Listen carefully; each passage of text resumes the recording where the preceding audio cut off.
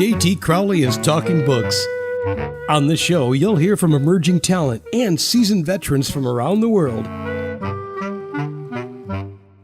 Hello, I'm JT Crowley. I'm the host of Talking Book Show on Web Talk Radio. And today I welcome back for the umpteenth time AK Cooper-Elliott. And this time, she's not going to talk about her adults' books. She's going to talk about her young adults or children's book, the Lilly Everlea series. Now, there are 3 books in that series, but we're not going to do the 3 books. We're just going to focus on 2 of them. Just to confuse you all. That's what I like to do. So we are just going to focus on Hey, It's Me, it's Lilly Everlea, with the stories about Lily and the ruby ring and Lily and the time marrow. And then we're going to go to Hey, It's Me again, it's Lilly Everlea, with the stories Lily and the haunted rectory and Lily and the Featherback Lane mystery. And these books, the last book there is very, appropriate for this time of the year because they've got spooky stories to them. And of course, we are coming up to the fall and we're coming up to Halloween. That's why we've put this book in, everybody. These books, the character Lily, she's 13 years old. So this is who the books are aimed for. Somewhere around, a bright 8-year-old to 11, 12, 13-year-old. That's the target. That's who really, really loves these books. And I understand from AK herself, a lot of Americans love her books. So here we are again, doing the couple of her books.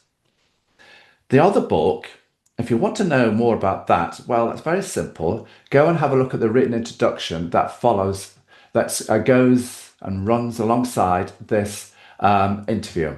And there you'll find the other book there. And the fascinating stories that are within that book. I love The Nutcracker, but that's a Christmas story. Go and have a look at that one. Now, so let's invite AK back again. As I said, I've interviewed AK for several times now. And so let's invite her back onto the show so she can tell us about these books again. AK, come and join me. Hi, John. Good morning. How are you? I'm fine. Now, this is just Great. a little quip between the two of us, everybody. It's nice to be on time, and that refers to me.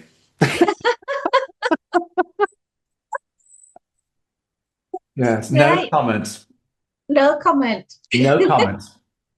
Uh, Now, AK, before we venture into the world of Lilly Everlea, just remind us who you are and who is Lily? right. I'm AK Cooper-Elliott. I write the Temple to Miller Dynasty books and also the Lilly Everlea series for children. Today we're looking at Lilly Everlea, which is one of my favourite characters. She's an inquisitive 13-year-old detective, and she's helped by a gardener who is also a mad scientist, Terrance. And the books are quite funny. In fact, I think they are funny, but they're mysterious as well. And what I like about the Lilly Everlea series is there's always a meaning behind each case. For example, goodness, kindness, forgiveness. And I like to put that into this story because I think innocence is a major thing when it comes to children's books. And in the Lilly Everlea series, it does point to innocence. So I've written these books, as I've said before, many years ago, in notebooks, and basically I've brought them to life. And Terrance is the mad scientist, everybody. Yes, he's a gardener, but he's quite a mad scientist. He's quite a character that really does support the character of Lily, her little devious detective episodes. This is what these series are all about. So let's go and let's have a look. Now, AK, let's open the book that Hey, It's Me, it's Lilly Everlea, and take a look at the story around Lily and the ruby ring. There are 14 chapters to this amazing story. And in the first 2 chapters, you introduce us to Lily. Her father, Professor Everlea, Mrs. Cookson, the cook, and Mr. Meadows, the butler. And we've got the character Margaret Lemmings. Her jewellery has gone missing, and Sergeant Smithy is at a loss. And of course, you bring in Terrance, the gardener, the mad scientist. Terrance disguising himself as a carpet man in this book. Okay. What's going on here? Right. Well, there's jewellery going missing in Duxdale's village, and Mrs. Lemon is a close friend of Mr. Meadows, who's the Everlea's butler. And Professor Everlea, who is Lily's father, helps the local police with their crimes. So, like usual, Lily has got a terrible habit of eavesdropping, listening at the doors. So, this particular morning, the professor and Sergeant Smithy are speaking about Mrs. Lemming's missing ruby ring. Lily is listening at the door.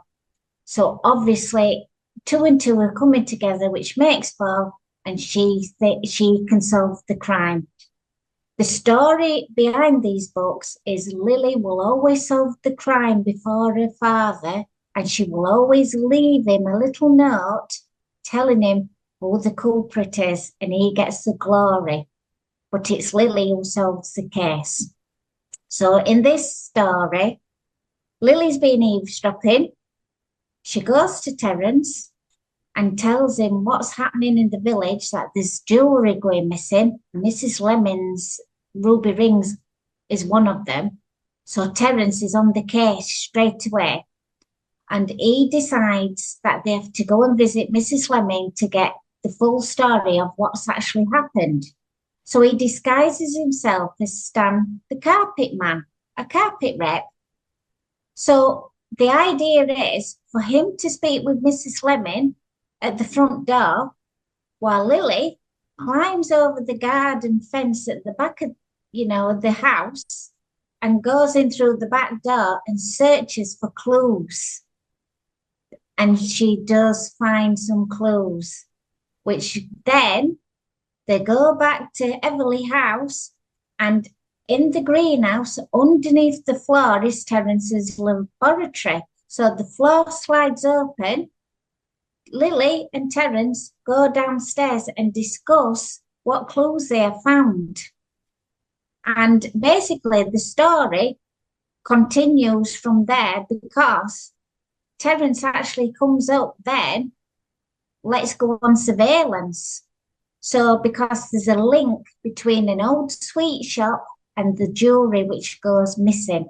I know there is, so let's hold that point there because that really Yes. comes to emphasis, everybody, in chapter 5. Now, there are 14 chapters to this book. We're not going to go through all the chapters because this is just a teaser to whet your appetite so that you can go and get the book and find out the full story.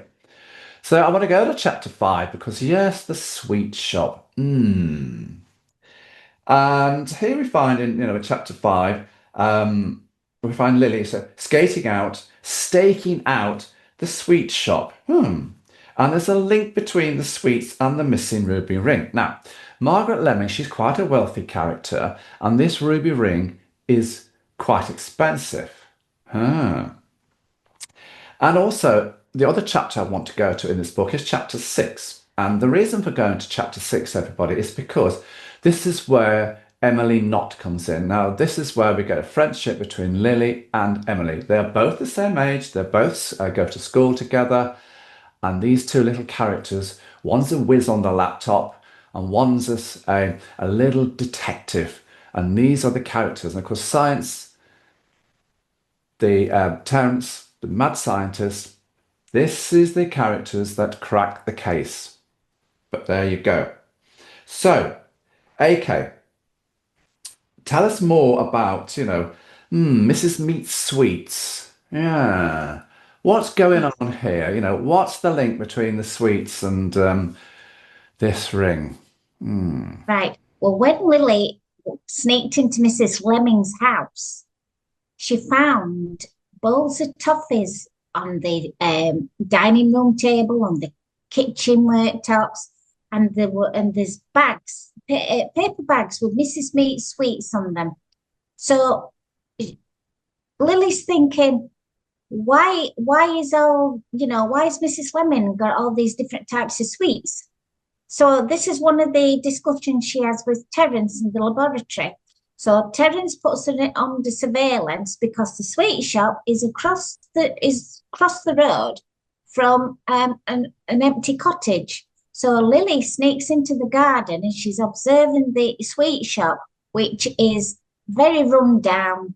It's closed most of the time, and she's peeping over the wall.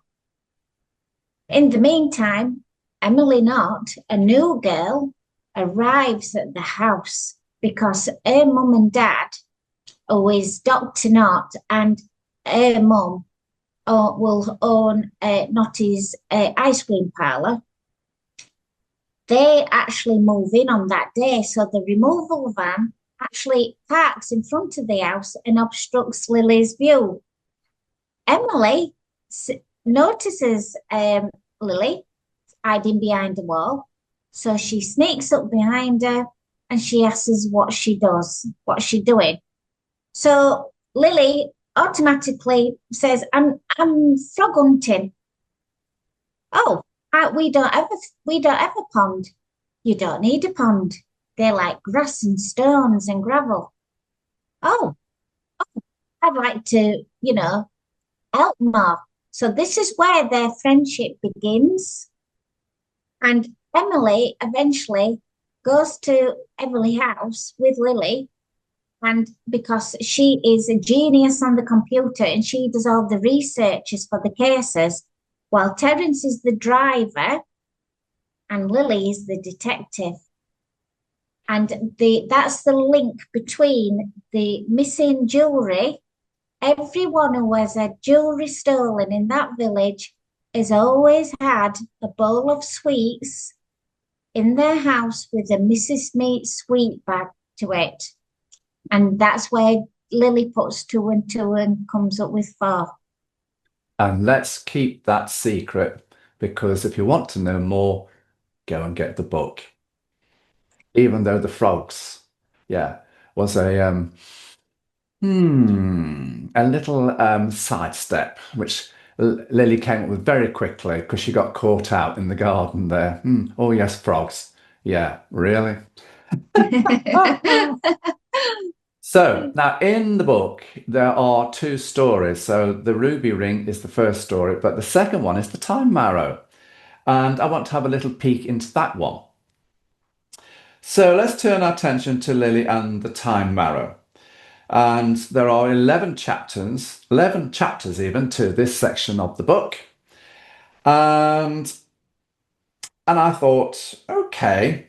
And for me, what stood out was chapters 2 and 3 and 8 and 9. So I would like to visit them. So let's go to chapters 2 and 3. And here we've got sleeping cats, Mr. Muggles, catnip, and a time-travelling marrow. This is an intriguing little storyline. What's cracking off here, AK?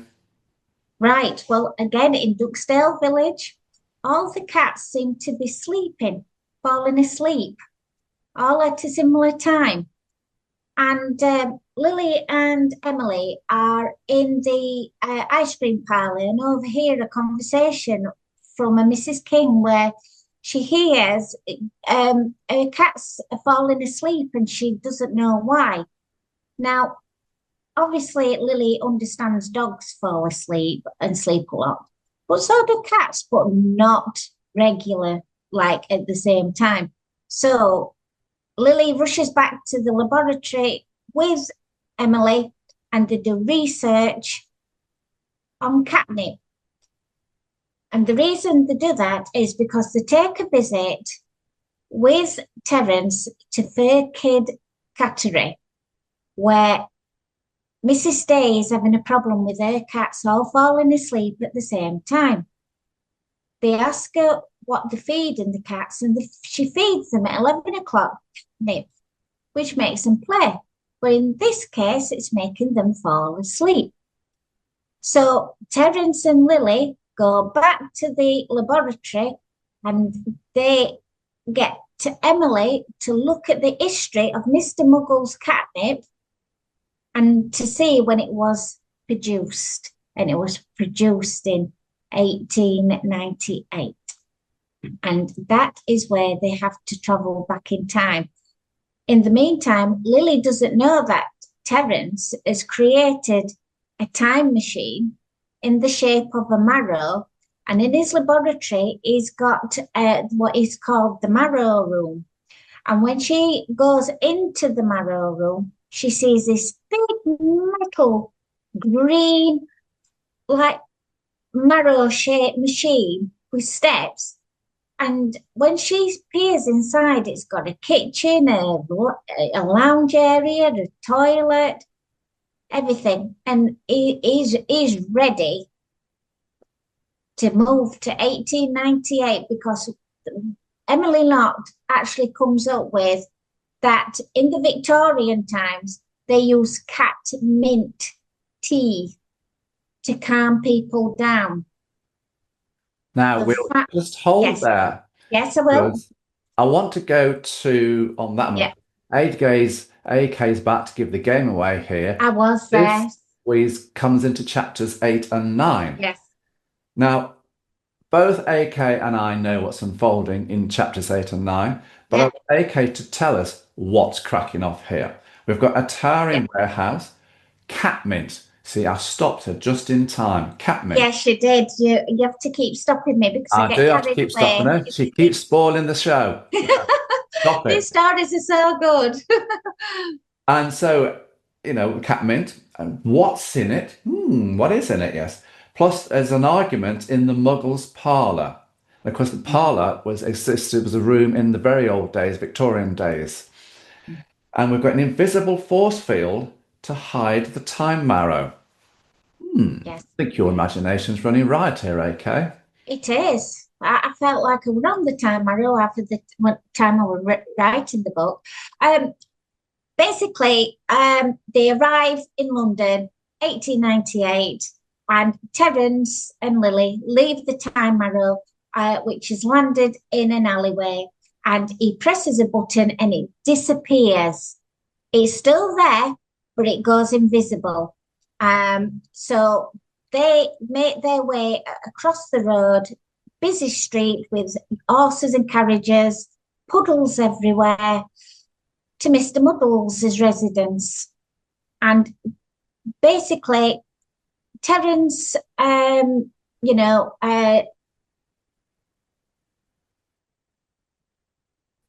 knocks on it, and he passes the maid a business card, and it's Mr. Fellows, because his real name is Terrance Fellows. And basically is a scientist. That's what he said.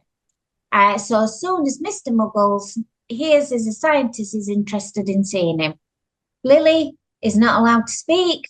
She has to follow him because girls in that particular time were not scientists. They shouldn't be that knowledgeable. They had to remain quiet, and that's what she did. And basically, from this, Terrance introduces him to chamomile tea.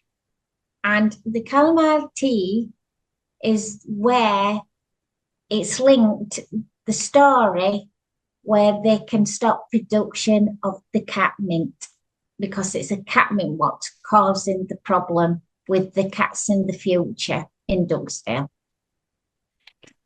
And there's an interesting little argument that goes on in the Mugglesons family. There is indeed. Yes, because there is a culprit somewhere in this story. There is a culprit, and let's keep the culprit hidden. There is us wanting to add an extra ingredient in this. And this is where this argument all begins. It does. And if you want to know who the culprit is, guess what the answer to that is? Read the book. So, we've covered off the first book here, and I now want to go to the second book. And, that's Hey, It's Me Again. It's Lilly Everlea. And we have another two short children's stories, and the first one, Lily and the Haunted Rectory. It's quite apt, as it says, for this time of the year. We're coming to the fall, and we're coming to autumn, because the fall is, the US market. That's what they call it, and Canada, they call it the fall. And we've got 12 chapters here, and we've got, with Halloween coming up there, we've got a spooky storyline. Noises in the night at Duxdale Church, Reverend Denton, Mrs. Banks, pumpkins, restoration work by GUM, and we've got Halloween masks. And this is going to be another tricky investigation for Lily and Emily, not to mention the mad scientist, Terrance, with his latest concoctions, which do go wrong at times, everybody, and they do explode all over the place. Yeah, not good. So I liked chapters 2 and 3 again. So spill the beans here, okay, as to what's going on. It's the early part of this book, the second book of yours. It's a spooky story, everyone. It is, again, like the first book, Lily's listening, earwigging, as we call it, eavesdropping, whatever word you want to use, listening in, because Sergeant Smithy rushes to Everlea House to see the professor because Mrs. Banks has complained that there is noises coming from the empty rectory. Reverend Denton's moved out because the church is being renovated. So he's actually in another village using their church to do his services. So everything in that area should be, empty.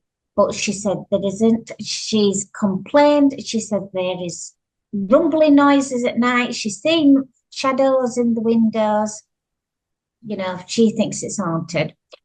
So Lily, straight away, as soon as she hears, goes down into Terrance's laboratory underneath the greenhouse and tells him, that's it, they've got a case. They're going to find out what's happening in the rectory.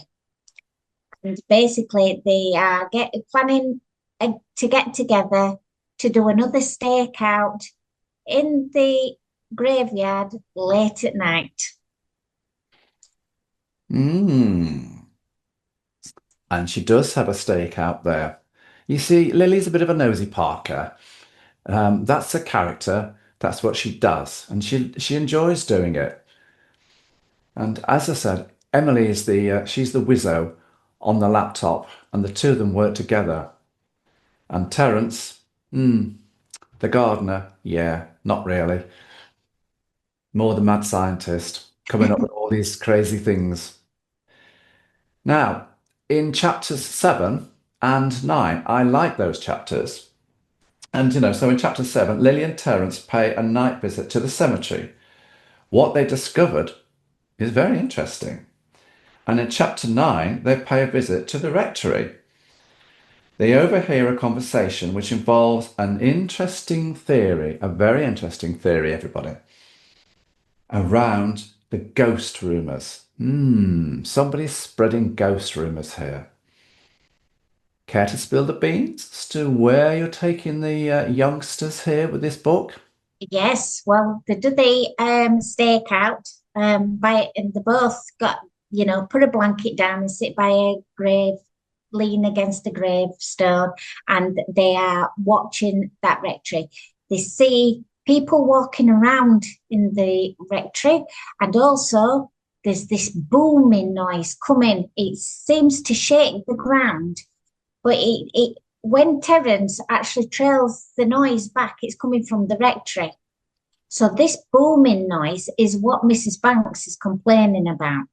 But where is it coming from? So Lily rushes in to the house. She climbs in and she hides herself away, and she's listening to a conversation which is linked to Reverend Denton and the company GUM. And if I say any more, I'll spoil it and you'll stop me again like I did. But basically, there's something happening in that rectory. And the connection is with these brand new gold coins, which are being distributed around the village. Mm, yes. Who's spreading the ghost rumors? Mm. Want to know? Well, guess what the answer is? Go and have a look. Now, the final story we're going to review, and preview is the second in this book. Hey, it's me again. It's Lilly Everlea. It's another spooky storyline, Lily and the Feather Bark Lane Mystery. We have 11 chapters. Can you tell the audience, AK, in your own words, what's unfolding in the storylines, especially in chapters 4 and 5? Yes. What's this Well, story about, especially in chapters 4 and 5? okay, right. On Featherbark Lane, every year as Halloween approaches, there is a white figure seen floating down the lane which disappears. And the village is in uproar about it, and they will not venture onto Featherbark Lane near Halloween. So Lily and Terrance hear all these rumours when Mrs. Cookson rushes into the kitchen at Everlea House and says, they call it the white thingy. And she rushes in and says, the white thingy is back. So Lily and Terrance take a trip out to the cottage one night, the park underneath a tree on the lane, and all of a sudden there is a white ghostly figure of a woman,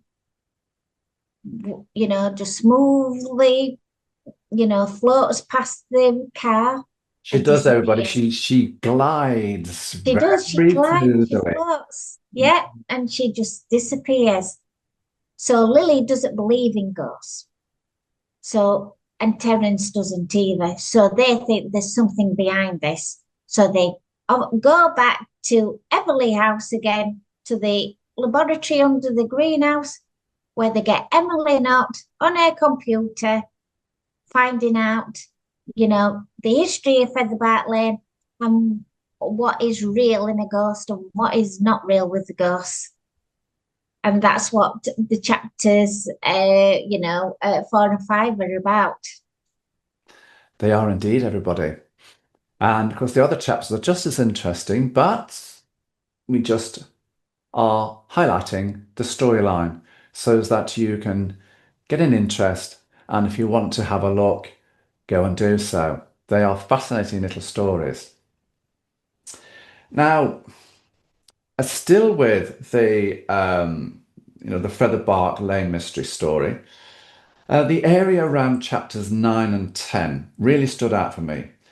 Lily's illness, a film projector, Stanley Barrow, his twin sister Mary, trick-or-treaters, what Professor and Everlea and Terrance reveal at the cottage of Featherbank Lane. Very interesting. It is. What's cracking off here? Right. Lily's ill. She has mumps, so she's totally out of this. So Emily takes the lead with Terrance. So they go up one night. This is Halloween night, and they see the white thingy floating down Featherbark Lane again, and then it disappears. Emily, all of a sudden, sees something from the top window, and that's where she solves the case. Now, what happens is the cottage belongs to Stanley Barrow and his twin sister Mary. They don't mix with the village. They're recluse. They live alone on this lane. And they've never really mixed with anybody. So the clue's there. Emily Knott actually goes into the cottage with Terrance, and they understand everything. because everything falls in place, what's happening. And if I reveal more, then I'll, you know, Give the story away. I'll give the story away like I nearly did earlier. But the thing about it is, Professor Everlea's involved because Emily Knott does a good deed and brings Professor Everlea to Stanley Barrow's house. Professor Everlea is not just a crime buster for Sergeant Smithy, he's also a psychologist. And that's his profession. And that gives you a clue on that one as well. That's what his professorship is in. He's a psychologist, everybody. It is. He works out the minds of criminals. And that's probably where his daughter, Lily, gets her little investigative ideas. There you go. So those are the two books, everybody, that we are highlighting in this podcast. As I said, there is a third book, and that's, if you want to go and explore that one, you can go and have a look at the written introduction that follows this interview. And there you'll find more about it. But that one's like the Nutcracker story there is absolutely wonderful. That's more of a Christmas story. Why there are nutcrackers in it is because AK herself is absolutely nutcrackers mad when she comes to Christmas herself. So she put the nutcrackers in it. Everywhere in her house, she's got nutcrackers. I know. So, AK, do you have any more plans to write any more books? Particularly, young adults and children's books? Yes. There is another Lilly Everlea book, which is it's written, it's been edited, it's just ready for a release date next year, which is Lily and the Treasure Chest and Lily and the Magpies. Again, it's to do with her solving two cases. One is where the magpies seem to be taking, silver objects from people's gardens. Lily's got to find out where they're putting them and why they're doing it. Then we've got the treasure chest where the museum in Duxdale gives out a reward because there's been missing treasure which is buried somewhere in Duxdale from the 1700s, and they need it back they want it in the museum. So obviously this link with this story is Terrance and his brand new metal detector. Ooh, and the thieving magpies. And the thieving magpies. Little thieving magpies. Yes. So that's, the Lilly Everlea series. Yes. That little character, she's a little detective, everybody. Yes. So that's her series. Now, I do know that AK and I have had a little discussion beforehand. She is going to be doing, in the very, very near future, going to create a brand new character which could be an older character. And that's going to be an entirely different series, but that will be coming out as well. I'm not going to give the game away, but I have had some influence on the name of the character. There you go. Yeah. There you go. Who do you, AK, want to see reading your books? Who do you write for? Boys, girls, all genders, adults? Who? I write for everyone, all genders, particularly with my adult books, the Templeton Miller series. With the Lilly Everlea books, adults do actually read those. I have got a guy who emails me regular. He's a big fan of Lilly Everlea. He quite likes the books, as a detective. So though Lilly Everlea is for children, adults can read them as well. I mean, the short stories, they're not a thick novel, but they're handy because some people do not like, thick novels. They do not like long stories. So these are ideal for that type of person. The Templeton Miller books are ideal for people who like thrillers, romance, they like twists in the Events, twists stories. and turns, yeah. Yeah, page turners. And so it covers everyone, everyone. She writes for everyone, basically. But yes, the Lilly Everlea series, I'm probably right in saying 8 to 13, 14-year-olds. That's Yeah, right. Yeah, there you go. yeah, yeah, Particularly a definitely. child who likes chapter books. That's the genre that she really focuses on with the Lilly Everlea character. Yes. So where can people get your books from, AK? They can get them from Amazon and Waterstones, Barnes and Noble, all major shops all over the world. I have to say, AK, it's been great chatting to you again. And, going back over the books and refreshing the stories has been wonderful for me. And I just want to say thank you very, very much for coming back onto the show. AK Cooper-Elliott, everybody. So, I am simply left to say thank you very much for listening, wherever you're in the world. Until next time, stay safe.